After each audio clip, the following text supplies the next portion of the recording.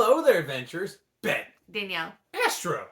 Rocky. And you're watching Vlogmas 2021 here with the Melick Adventures, where each day we are reading a new story from the Storybook collection advent calendar that we found at Burlington Coat Factory. So make sure you're sticking around and listening into our wonderful stories. And make sure each day that you like the video. Subscribe. And comment down below your thoughts on what you liked about that day's story. But before we get too far into it,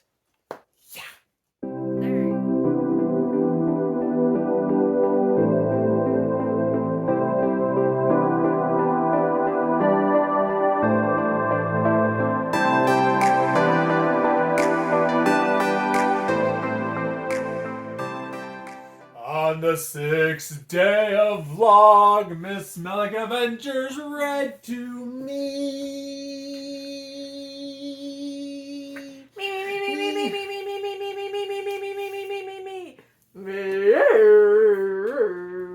Poor dog.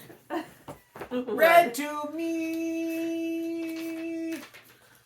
Christmas in the Bell Tower. The Hunchback of Notre Dame. It's time for French accents, don't you agree? Oui. Oh my. From the bell tower, Quasimodo watched the snow fall, blanketing the city in white. It was Christmas Eve. Through the windows of the houses below, he could see blazing fireplaces and happy families gathered around lighted trees. Paris is so beautiful at Christmas time, he sighed. But here I am, surrounded by cold stone walls and all alone. Is that really? I don't think in the movie he has a... Well, we're going with the French accent today to spice things up a little bit. What do you mean, alone? Scowled Victor, the gargoyle sprang to life. What do you think we are? Just part of the scenery, added Hugo. Old Laverne shuffled toward him.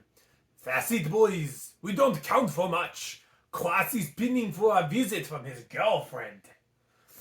Esmeralda is not my girlfriend, Quasi protested. Oh, picture. Sorry. Picture. Ah. Booyah. Next page. There we go. She's just a girl, said Victor. And a friend, said Hugo. The gypsies are having a big feast tonight, said Quasi.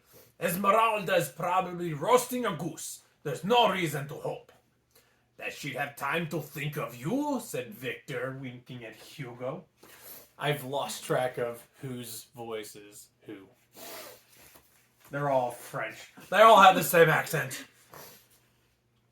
After Quasi had saved Esmeralda's life, she had promised to visit him often, and she had kept her word up to now. You could go visit her, said Hugo. No, said Quasi. I'm in charge of the bells. First I must ring vespers, then the midnight bells. Never mind, said Victor. Why don't we make our own celebration? They all kind of sound the same, but I know! I've gotten to that point. I think we're going to end the yeah. This place could use a little cheer, said Hugo.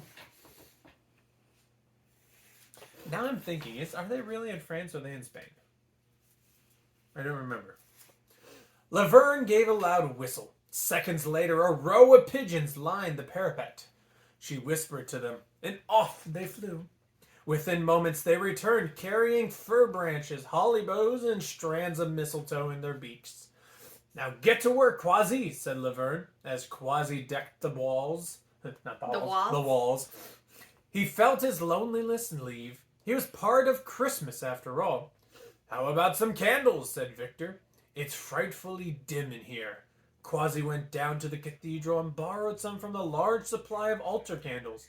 Soon the place was aglow, and every bit as festive as the homes in the city below. Ooh, a little bit of, rhyming going on in this one. For supper, Quasi brought out his usual bread and cheese. It seemed such humble fare for the wonderfully decorated table. I should have thought, he said, to fix a better meal. Sorry, it just kind of snuck in there again. A feast is not what you eat, said Laverne. It's who you share it with. I disagree. A feast is a feast, no matter how small. No, Dr. Seuss wrote it. Sorry. You're right, said Quasi, and I'm lucky to be with the most faithful friends around. You got that right, said Hugo, with a grin. Just then they heard footsteps on the staircase. Hurried footsteps.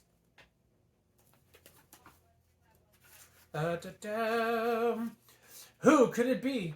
The cathedral porter looking for his candles? The police checking for fire in the tower? The angry ghost of Frollo bent on ruining Christmas Eve?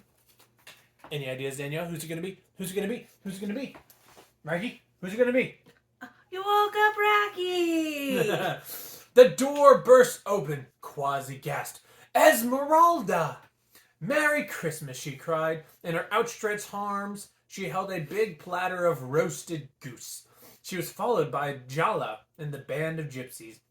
The men strumming and piping carols, and the women carrying baskets of bread, fruit, and fancy Yuletide pastries. Surprise, surprise. I know, right? The gypsies hoped to make Quasimodo's Christmas very special this year. Esmeralda looked around the beautifully decorated tower room. You told him, she said to the gargoyles. Quasi shook his head. I didn't know you would come, but I must admit I wished. And your wish has come true, said Esmeralda. She set about arranging Quasi's table with the Yuletide feast. But when she turned to him, he was gone. Quasimodo?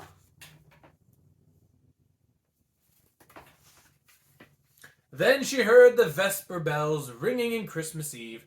They sounded more joyous than they ever had before. Shorter one today on Vlogmas day number 6. So I hope you guys enjoyed Christmas in the Bell Tower with Quasimodo. Rocky enjoyed it. He's out like a light, so we're going to be quiet the rest of the time. I hope you guys enjoyed the book. Make sure you stay safe. Stay magical. And keep adventuring. We'll see you on the next Vlogmas. Bye.